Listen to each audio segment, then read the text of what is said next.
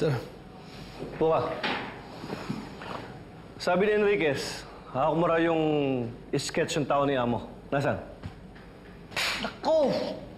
Nakakalimutan ko, sir. Naiwan ko sa bahay. Dumaan kasi ako doon kanina eh. Naiwan mo, sir? Eh di sana ako na lang sana nagdala. Aba, pasensya ka na, Enriquez. Tao lang. Di bali, Chief. Dadaan ko na lang yung sketch mamaya. Pagkatapos na dito, kunin mo sa bahay at ibigay mo sa akin yung sketch. Kailangan natin malaman kung yung taong yun ay may kinalaman sa mga kasong iniimbestigahan natin. Kung ano na-receive mo yung message ko tungkol dito sa report ni Dr. Cecilia? Yes, sir. Ano sa tingin mo? Nakaregister nga yung baril kay Victor Santiago. Pero sapat bang ebidensya yun para mapatunayan siya talaga bumaril kay Bullet? Eh, 10 years ago pa yun eh. Eh kung hindi siya, abay grabing coincidence naman to. Simulan natin doon sa maskara na ginamit sa bangko. Tapos yung laso na ginamit kay Sunny. At yung bala sa ulo ni Bullet. Enriquez, jumping to conclusions kung ganyan ka. O, sabihin na natin, tama ka naman eh, maraming ang coincidence. Pero sa korte, mas matimbang ang ebidensya kaysa coincidence. Kahit na mapatunayan natin na si Victor Santiago nga ang bumaril kay Bullet, hindi pa rin yun proof na siya ang mastermind sa nakawan sa museum at sa San Isidro Bank robbery. Marami pang kailangang itawid.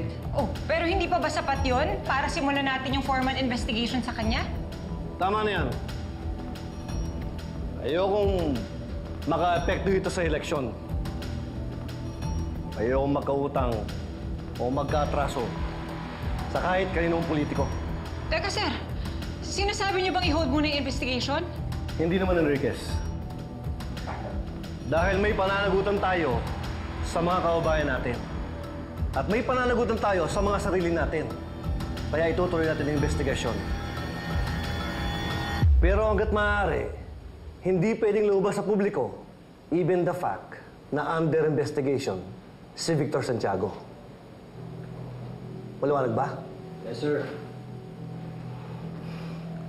Sige na. May kailangan pa akong ayusin. Dismiss.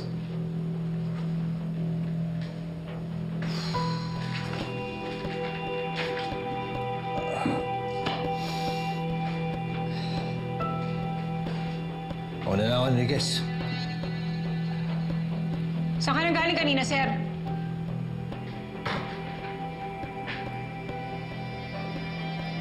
Bakit ko sasabihin sa'yo? Nanay ba kita?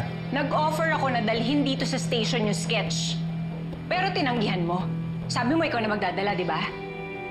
Kaya kita tinatanong ngayon. Wala na talaga, Enriquez.